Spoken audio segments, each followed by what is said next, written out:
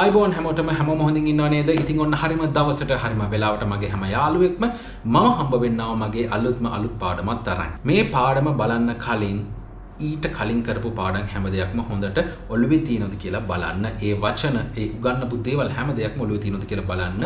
එහෙම නැතුව මේ පාඩම බලලා තේරුමක් වෙන්නේ නැහැ. පුළුවන් තරම් කලින් කරපු පාඩම් හොඳට ප්‍රැක්ටිස් කරන් ඉන්න අලුත් පාඩම බලන්න කලින්. එහෙම වුණොත් තමයි මේක හරි පිළිවෙලට අපිට කරගෙන යන්න පුළුවන්. අද අලුත් යාළුවෙක් එකතු වෙනවා නම් මුලින්ම කරන්න ඕනේ මගේ මේ පාඩම් මාලාවේ මුල්ම පාඩමට යන්න.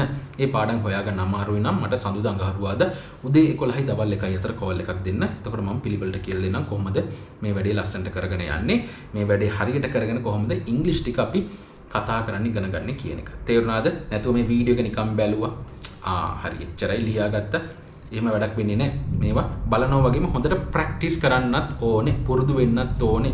කැඩි කැඩි කතා කරන්න, බ්‍රෝකන් ඉංග්‍රීසි විදියට කතා කරන්න. මේ මෙතඩ් එක, ඒ ක්‍රමය පාවිච්චි කරන්න හැමතිස්සෙම. අන්න එහෙම කතා කරුත් දවසක ඔයාට හොඳට ඉංග්‍රීසි කතා කරන්න පුළුවන්. තේරුණා නේද? එහෙනම් යමු අපේ පාඩමට. ඉතින් අදත් මම උගන්වන්න යනවා ලස්සන වචන තුනක්. පළවෙනි එක තමයි මේ debt කියන එක. ඊට පස්සේ උගන්වන්න යනවා මේ foreign reserves. අන්තිමට commemorate. ඉතින් ඔන්න ඔය දේවල් ටික තමයි මම අද උගන්වන්න යන්නේ. ඉතින් මේ වලින් ඕගොල්ලන්ට පුළුවන් ලස්සන වාක්‍ය හදන්න. ඉතින් දැන්ටත් මම ලස්සන වාක්‍ය තුනක් දෙන්න යනවා. ඉතින් මේ වාක්‍ය තුන විතරක් නෙමෙයි, Tamanට කැමති වාක්‍යයක් කැමති විදිහකට මේ වචන දාලා හදන්න පුළුවන්. තව කෙනෙක් එක කතා කරන්න පුළුවන්.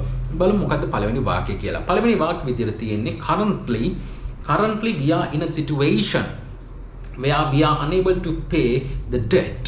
ඊට පස්සේ තව වාක්‍යයක් තියෙනවා. ඒකටම our economy must be rebuilt. මොකද්ද මේ තියෙන්නේ? බලමු. ඒ කියන්නේ මේ වන විට අපි ඉන්නේ ණය ගෙවන්න බැරි තත්වයක. හරි. දැන් මේ වෙනකොට අපි ඉන්නේ අපේ රට ඇත්තටම ඒ වගේ තත්වයකනේ තියෙන්නේ. අපි ඉන්නේ ණය ගෙවන්න බැරි තත්වයක.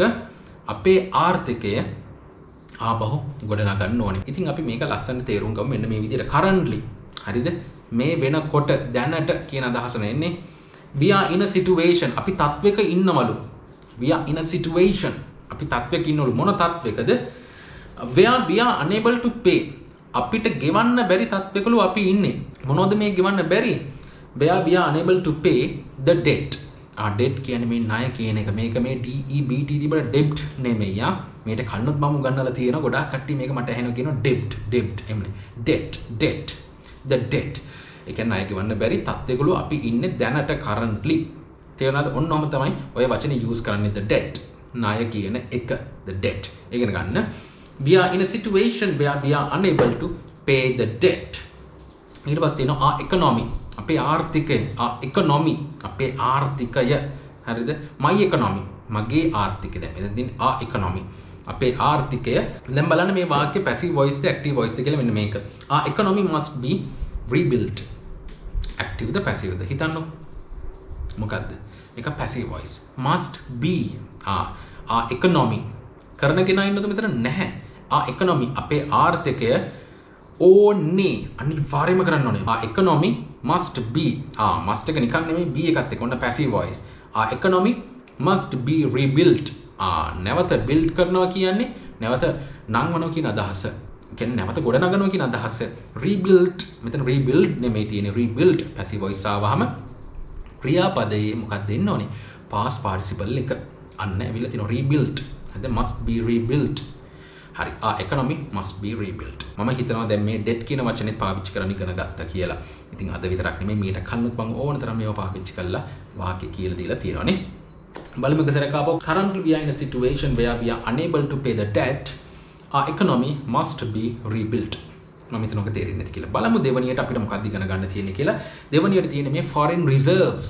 ඒ කියන්නේ විදේශ සංචිත කියන තේරුම තමයි මේකේ එන්නේ. ඉතින් මේක කොහොමද අපි පාවිච්චි කරන්නේ මේ දැන් උගන්වන වාක්‍යයත් එක්ක. බලමු වාක්‍ය මොකක්ද කියලා. The decision has been taken. active the passive ද? මේක passive voice එක. The decision has been taken. තීරණය අරන් තියනවා. තීරණය ගත්තා නම් කොහොමද කියන්නේ අපි? The decision was taken. the තීරණය ගත්තට the decision was taken. දැන් මෙතන තියෙන the decision has been taken after considering. consider කරනවා කියන්නේ සලකා බලනවා කියන එක. after considering සලකා බැලීමෙන් අනතුරුව තීරණය අරන් තියෙනවා. ඔන්න දැන් මේකේ meaning එක හදාගන්න. මේකේ තේරුම දැන් ඔයගොල්ලෝ හදාගන්න. සිංහලෙන් හදාගෙන ලියා ගන්න. තේරෙනවද? The decision has been taken after considering සලකා බැලීමෙන් අනතුරුව තීරණය අරන් තියෙන මොනවා සලකා බැලීමෙන් අනතුරුවද මොනවා සලකා බැලීමෙන් අනතුරුවද after considering the foreign reserves සලකා බලලා තියෙන්නේ මොනවද foreign reserves විදේශ සංචිත ඒ වගේම and inflation දැන් මේ inflation කියන්නේ මොකද්ද උද්දමනය කියන එක උද්දමනය ඒ වගේම foreign reserves විදේශ සංචිත උද්දමනය සලකා බැලීමෙන් අනතුරුව මේ තීරණ ගෙනල්ලා තියෙනවා. හරිද මේ උද්දමනය කොහෙද? In the country. ඉතින් මේකේ තියෙන්නේ foreign reserves ඒ වගේම inflation in the country. රටේ උද්දමනය විදේශ සංචිත සලකා බැලීමෙන් අනතුරුව the decision has been taken. මේ තීරණේ ගෙන තියෙනවා. මේ තීරණේ අරන් තියෙනවා කියන අදහස. ඉතින් මේ foreign reserves කියන එක කොහොමද පාවිච්චි කරන්නේ? ඒ වගේම මේ inflation කියන එක කොහොමද දාන්නේ? ඉතින් මේක මෙහෙමයි. සමහර කට්ටියට හිතේ මේ එක වාක්‍යයෙන් කොහොමද අපි මේවා තේරුම් ගන්නෙ. ඉතින් මට පුළුවන් මේකට වාක්‍ය 10ක් 20ක් විතර දෙන්න. ඒක නෙමෙයි ප්‍රායෝගික දේ. ඕගොල්ලෝ බලන්න. දැන් මේක ඉවරුනහම පොඩ්ඩක් මේ වචන දෙක නිකන් Google එකේ search කරන්න. Inflation example sentences. ඊට පස්සේ foreign reserves example sentences. මොනවම ගන්න. එතකොට ඕන තරම් වාක්‍ය එයි. මේ සම්බන්ධයෙන් මේ වචන දෙක ඇතුළත්ව තියෙන වාක්‍ය ඕන තරම් එයි. ඒවල ඉගෙන ගන්න. තමන් පුළුවන් තරම් තනියෙන් ඉගෙන ගන්න ඕනේ. ඉතින් මම මේකට ලස්සන වාක්‍යයක් දෙනවා. නමුත් එක වාක්‍යෙන් නවතින්න එපා. පුළුවන් තරම් වාක්‍ය ඉගෙන ගන්න. එහෙම ඉගෙන ගත්තොත් තමන්ට අප්ඩේට් වෙන්න පුළුවන්. නැත්තම් එක තැන තමයි ඉන්න වෙන්නේ. ඒකින්ද තමන් උපරිමයෙන්ම කැප වෙන්න. බලමු තුන්වෙනි වාක්‍ය මොකද්ද කියලා. තුන්වෙනි වාක්‍ය විදිහට තියෙන්නේ මේකේ මම උගන්වන්න යන්නේ commemorate කියන වචනේ. commemorate ඒ කියන්නේ සිහිපත් කරනවා, අනුස්මරණය කරනවා. අන්න ඒ වගේ අදහසක් එන්නේ. බලමු මේකෙන් ඔයගොල්ලෝ තේරුම් ගන්න පුළුවන්. A group of members of the අරගලය. මේ අරගලය දැන් අරගලයට මොකක්ද ඉංග්‍රීසි වලින් කියන්නේ the struggle කියන එක. එහෙම කියන්න පුළුවන්. දැන් මෙතන මම අරගලයම කියලා තියෙනවා. A group of members සමාජිකයෝ කණ්ඩායමක් a group of members of the අරගලය.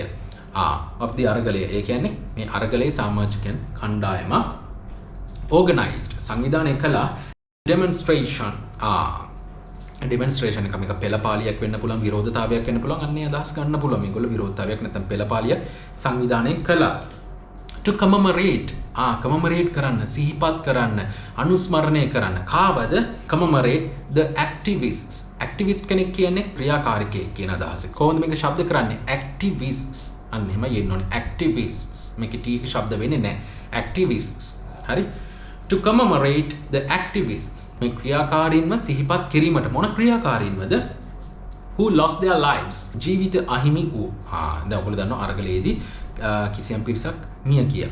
ඒ කියන්නේ ජීවිත පුද දුන්නා. හරිද? ජීවිත ඒගොල්ලෝ පරිත්‍යාග කළා. ඒ කියන්නේ මැරුණා කියන අදහසනේ. ඉතින් ඒ මැරිච්ච කට්ටිය ඒ කියන්නේ ඒ අරගලයේ වෙනුවෙන් මිය ගියපු කට්ටියව සිහිපත් කිරීමට commemorate කිරීමට කියන එක. A group of members of the අරගලයේ සමාජිකයෝ කණ්ඩායමක් කියන අදහස group එක. Activists who lost their lives මොකක්ද තව තියෙනවා contributing to the අරගලය contribute කරා ඒ කියන්නේ දායකත්වය ලබා දුන් කියන අදහස contributing to the අරගලය contributing to the අරගලයට දායකත්වය දුන් since since the 9th of April දැන් මේක තේරුම තමයි අප්‍රේල් 9 වෙනිදා ඉඳලා අරගලයට දායකත්වය දීලා ඔවුන්ගේ ජීවිතත් අහිමි කරගෙන කියන්නේ මිය ගිහිපු අන්නේ කට්ටියව සිහිපත් කිරීමට තමයි මොකක්ද මේ කළා තියෙන්නේ ඩෙමොන්ස්ට්‍රේෂන් එක කළා තියෙන්නේ කවුද මේක සංවිධානය කළේ a group of members of the අරගලය. ඉතින් මම හිතනවා වාක්‍ය තේරෙන්නේ නැති කියලා නමුත් මේක ගොඩාක් දිගයි. දිග වුණාට ගොඩාක්ම දිගත් නැහැ. සාමාන්‍ය දුරට දිගයි. නමුත් ගොඩක් සරලයි. හරියට තේරුම් ගත්තොත්. මම හිතනවා ඕකෙන් මේ commemorate කියන වචනේ ඊට කලින් වාක්‍ය මේ foreign reserves ඒ වගේම inflation ඒ වගේ මේ පළවෙනි වාක්‍යෙ තිබ්බේ debt කියන වචනේ හරියටම තේරුම් ගත්තා. හරියටම ඔයගොල්ලෝ තේරුම් ගන්න නැති කොහොමද මේ වචන වාක්‍යයකට දාන්නේ කියන එකත්. ඉතින් මම හිතනවා අද මේ කියදුන වාක්‍ය තුනම ගොඩක් වැදගත් වෙන්න ඇති කියලා. ඒ වගේම මම මතක් කරනවා මගේ නංගිගේ YouTube channel එක Real Start Kids තමන්ගේ පුංචි දුවට පුතාට තමන්ටම ඉංග්‍රීසි උගන්වන්න පුළුවන් ගෙදර ඉඳලා ගොඩාක් දේවල් උගන්වන්න පුළුවන් මේ channel එක පාවිච්චි කරලා. ඉතින් පොඩි කට්ටියට කියන්නේ දරුවන්ට විතරක් නෙමෙයි වැඩිහිටියන්ට උනත් මේ channel එක පාවිච්චි කරලා තමන්ගේ ඉංග්‍රීසි දැනුම ඉහළ දාගන්න පුළුවන් වර්ධනය කරගන්න පුළුවන්.